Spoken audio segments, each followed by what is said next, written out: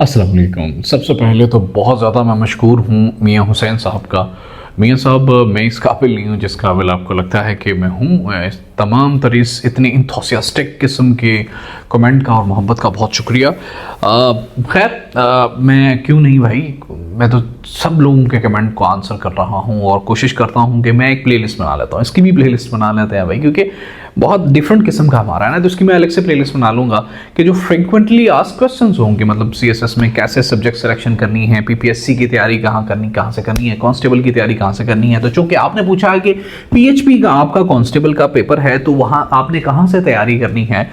तो मियाँ साहब, बात ऐसी है कि आपका पेपर जो कांस्टेबल लेवल का होता है ना, बेशक वो पीसी के अंदर हो, पंजाब कांस्टेबलरी के अंदर, बेशक वो एलीट फोर्स के अंदर हो, एसपीयू के अंदर हो, एंटी रॉयट के अंदर हो, वो पीएचपी के अंदर हो, वो वैसे रिजर्व जो पुलिस होती है उसके अंदर हो, या फिर वो जनरल जो एडमिनिस्ट्रेशन की पुलिस होती है उसके अंदर हो, लेडी कांस्टेबल का वो पेपर हो, या किसी भी पंजाब पुलिस के डिपार्टमेंट के अंदर किसी भी सब सेक्शन के अंदर कोई कांस्टेबल का, जो कि कांस्टेबल का ग्रेड होता है सातवां,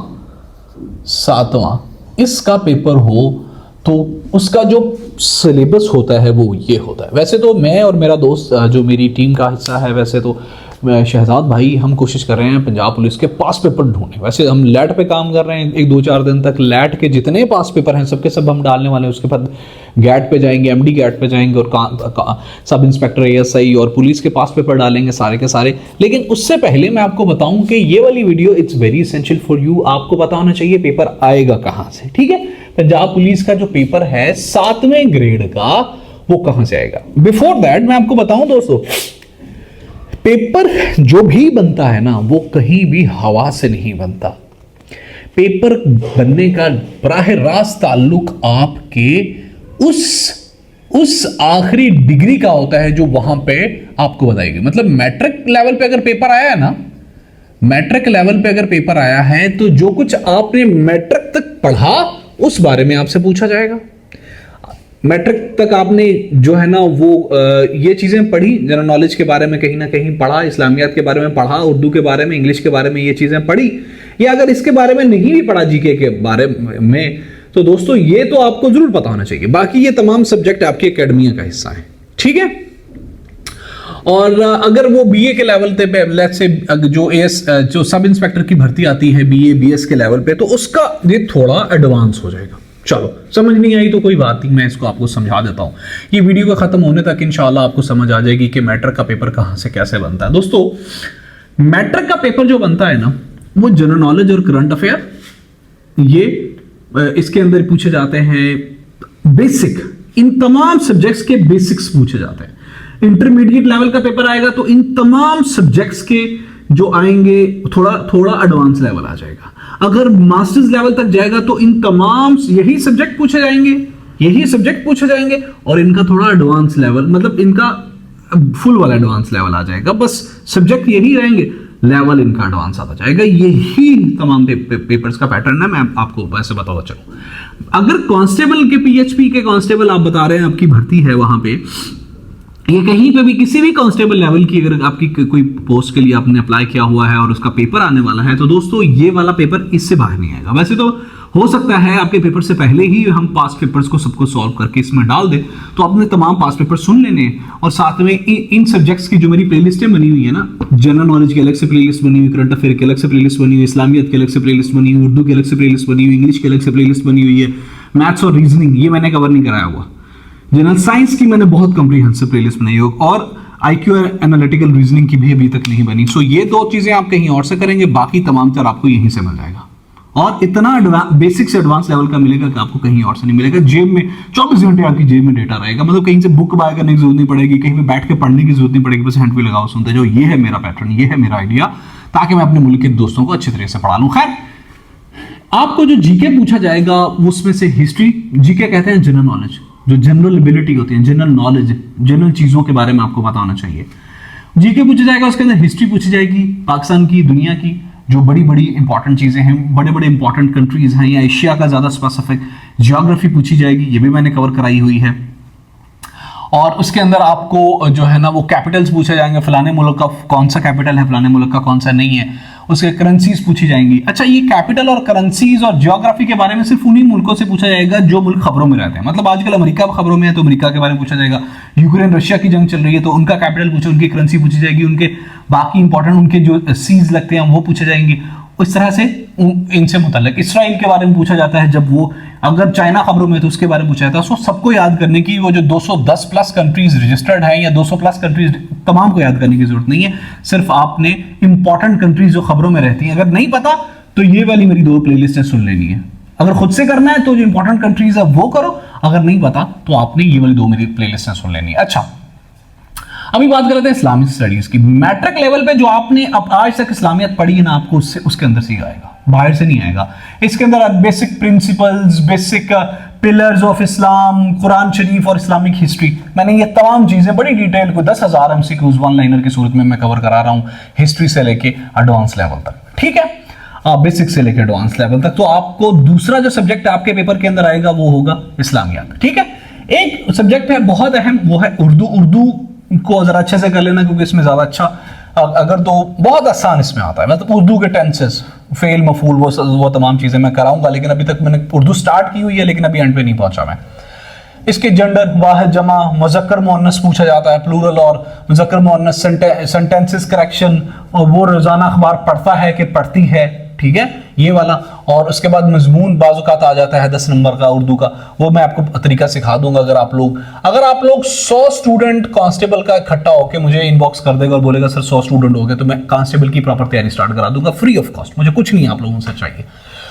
उसके बाद कहावतें, हम मैनी और मुतज़ाद अल्फाज वगैरह, और पैराग्राफ कॉम्प्रीहेंशन इसको कहते हैं। बात लंबी हो जाएगी लेकिन वो ना एक पैराग्राफ दिया होता है, उसमें आपने समझना होता है कि इसमें कहा क्या, नीचे सवाल दिए होते हैं उनके जवाब देने। तो थोड़ी सी ट्रिक है ये, थोड़ी सी ट्रिक है, पूरे नंबर इसमें आ जाते हैं। तो खैर, इंग्लिश की अब मैं यार सबको डिटेल बताना शुरू कर दिया तो ये तो तैयारी हो जाएगी, इसलिए मैं सिर्फ उनको ओवरव्यू दे रहा हूं ताकि आपको पता चले पेपर आना कहां से है। एक आपके पेपर का जो चौथा अहम तरीन सब्जेक्ट है वो है इंग्लिश। वैसे पेपर आपका उर्दू में आता है, आगे शायद इंग्लिश में आना शुरू हो जाए क्योंकि मैट्रिक से आप लोगों का लेवल एफए होना शुरू हो गया। मतलब अब एफए के लेवल पे कांस्टेबल की भर्ती आना शुरू हो गई और 50% मार्क्स कंफर्म हो गए हैं, 50% से कम ना। अच्छा, इंग्लिश बहुत अहम पोर्शन है आपके पेपर का। इसके अंदर ग्रामर पूछी जाती है कि मतलब जो टेंसेस, सॉरी, ग्रामर से मुताल्लिक पूछा जाता है कि वो ऑब्जेक्टिव, वो तमाम चीज़ें मैं कराऊंगा इंशाल्लाह। अभी कराई नहीं, मैं कराऊंगा क्योंकि जैसे मैंने इंग्लिश को स्टार्ट किया, इंग्लिश को खत्म करके मैं दम लूंगा, कोई और काम नहीं करूंगा। डायरेक्ट इनडायरेक्ट पूछा जाता है, उसने मुझसे कहा कि ये काम करो, उसने उससे कहा ये काम करो, उसने मुझे डायरेक्ट बोला और उससे बोला ये हम पूरा करेंगे। वोकैबुलरी पूछी जाती है। वोकैबुलरी के मैंने 3000 अल्फाज, 3000 जीआरई वोकैबुलरी के अल्फाज। अगर आप लोगों को नहीं पता जीआरई क्या होती है, लेकिन एक पढ़े लिखे बच्चे को पता है जीआरई क्या, 3000 जीआरई वोकैबुलरी के अल्फाज मैंने ऑलरेडी कवर करा दिए हैं। खैर, करेक्शन आती है इसमें, मतलब इंग्लिश की करेक्शन आती है, सेंटेंस होते हैं वो जरा करेक्शन करनी। कंप्रीहेंशन आती है, बिल्कुल इसी उर्दू के पैराग्राफ की तरह आपको एक पैरा दिया जाता है उस इंग्लिश के अंदर, उसको समझ के नीचे सवालों के जवाब देने होते हैं। और ये प्रपोजिशन आती है कि प्रपोजिशन कहते हैं टू लगाना, इन लगाना। मतलब ही गो टू स्कूल और ही गो टुवर्ड स्कूल और ही गो फॉर स्कूल, तो वो प्रपोजिशन का जो है ना वो इस तरह से आती है, वो भी थोड़ी मेहनत से हो जाती है। मैथ और रीजनिंग की बात करें, आपके पेपर के अंदर जो ये वाला पोर्शन आएगा मैथ और रीजनिंग का, इसके अंदर परसेंटेज पूछी जाएगी, एवरेज पूछी जाएगी, प्रॉफिट और लॉस पूछा जाएगा, बेसिक एडिशन, सब्सट्रैक्शन, मल्टीप्लिकेशन और एडिशन पूछा जाएगा। मतलब जमा तफरीक, बेसिक बिल्कुल बुनियादी मैथ पूछी जाएगी। थोड़ी सी एफर्ट से जो बच्चा अच्छे स्कूल से पढ़ा होता है ना, ओ लेवल, जिन बच्चों ने मतलब जिन लोग बच्चों ने ओ लेवल किया होता है, जो बच्चे थोड़े अच्छे स्कूलिंग जिनकी थी, जिनके अच्छे टीचर रहे होते हैं, वो बच्चे ये पेपर बहुत आसानी से पास कर लेते हैं। जो थोड़े मेरी तरह के निकम्मे बच्चे होते हैं तो उनको थोड़ी मेहनत करनी पड़ती, थोड़ी गाइडलाइन लेनी पड़ती है, और फिर भी वो भी क्वालिफाई कर लेते हैं। अल्हम्दुलिल्लाह, I have a lot of students जिनको मैंने फ्री पढ़ाया और वो कहीं ना कहीं कुछ बन चुके हैं, अल्हम्दुलिल्लाह रब्बिल आलमीन। मैं बहुत इज्जत वाली जिंदगी गुजार रहा हूँ, मुझे पैसे बिल्कुल आप लोगों से एटलीस्ट नहीं चाहिए। हाँ, इंटरनेट से कमाने, क्योंकि इंटरनेट के पास बहुत पैसा है, आपसे नहीं कमाने कि आपके पास इतना अगर होता तो आप लोग ये नौकरियों की तलाशी करते। खैर, मेरी अपनी सोच है। उसके बाद जनरल साइंस बहुत अहम सब्जेक्ट है। जनरल साइंस का आमतौर पे 10 से 15 नंबर का पोर्शन आपके सवाल का, वैसे इन तमाम के 5 से 10 नंबर का पोर्शन इसका, 5 से 10 नंबर का पोर्शन इसका, 5 से 10 नंबर का पोर्शन इसका, 5 से 10 नंबर का पोर्शन इसका, इस तरह से 100 नंबर का आमतौर पे एमसीक्यूज पेपर आता है। सॉरी, मैं इसको पहले से स्टार्ट में नहीं बता सका। खैर, जनरल साइंस के अंदर बेसिक जनरल साइंस पूछा जाती है, basic biology, basic chemistry, basic computer, basic जो होता है ये साइंस के सब्जेक्ट से बेसिक चीज़ें पूछी जाती हैं जो कि आम बंदों को पता होती है जिन्होंने इस बारे में थोड़ा सा पढ़ा होता है। बॉडी, इंसानी बॉडी एनाटॉमी के बारे में, कितनी हड्डियां, कितना उसके अंदर कितने सिस्टम होते हैं, सर्कुलेटरी सिस्टम के बारे में, मतलब बेसिक। ये सर्कुलेटरी सिस्टम तो एडवांस हो गया, वो इंसानी बॉडी के बारे में, कितने पट्टे होते हैं इंसान के अंदर वगैरह, ये पूछा जाता है। एवरीडे साइंस के बारे में पूछा जाता है, मतलब जो डेली लाइफ रूटीन होती है कि उस बारे में आपको पूछा जाता है। इन्वायरमेंटल साइंस के बारे में आपको एक पोर्शन आ जाता है। इन्वेंशंस, किसने कौन सी चीज़ ईजाद की, इसकी मैं कोई 200 की ऑलरेडी करा चुका हूँ। जनरल साइंस को मैं ऑलरेडी लेके चल रहा हूँ इसके साथ ही, जैसा मैं हम आजकल इस्लामिया तो जनरल साइंस को कंबाइन लेके चल रहे हैं। आखिरी जो इसका पोर्शन है वो आईक्यू और एनालिटिकल रीजनिंग। देखो दोस्तों, ये जो दो पोर्शन है ना, ये आखिरी वाला और ये वाला, पहला और आखिरी, इन दो पोर्शनों का आपके सिलेबस से कोई ताल्लुक नहीं है। इसका आपकी जहानत, आपकी इंटेलिजेंस और अपनी करंट पर्सनैलिटी से ताल्लुक है।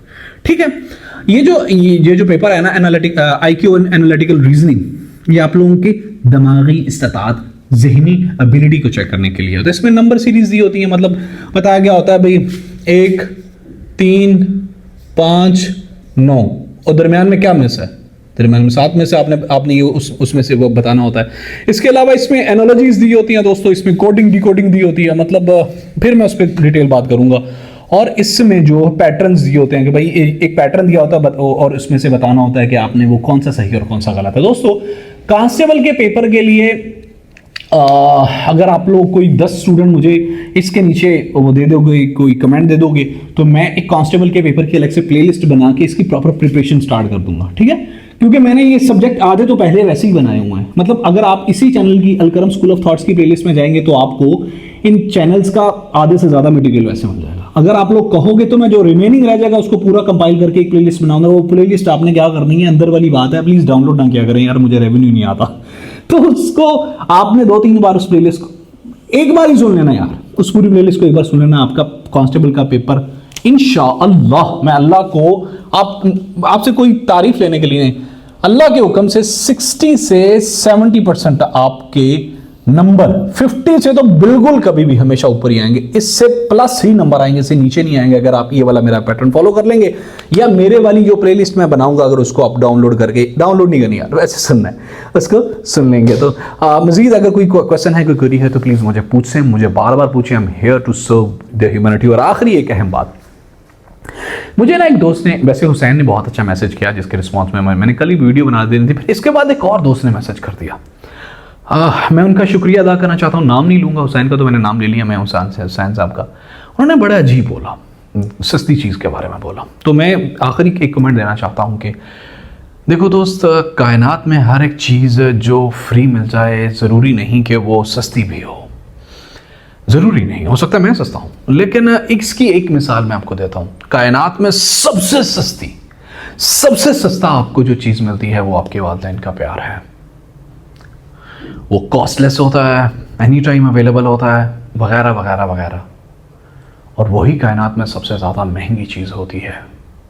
तो मैं बस आपसे ये कहना चाहता हूँ कि भाई मैं बिल्कुल सस्ता हूँ, मैं तो निकम्मा हूँ, मैं गंदा गलीज इंसान हूँ, लेकिन आप मेरी नीयत पे शक नहीं कर सकते हो। मेरी नीयत मेरे दोस्तों का भला करना है, मेरे उन पाकिस्तानी लोगों का भला करना है जो कि जिनका भला करने का कोई नहीं सोच रहा है, आप भी नहीं सोच रहे।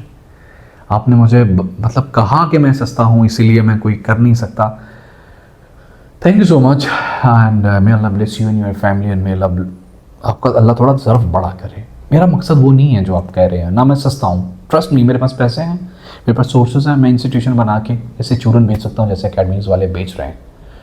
But I have devoted my self for the welfare of my fellow being just like my father did. आखिर में दोस्तों प्लीज़ मेरे वालिद साहब के लिए दुआ कर दीजिएगा। पाकिस्तान जिंदाबाद।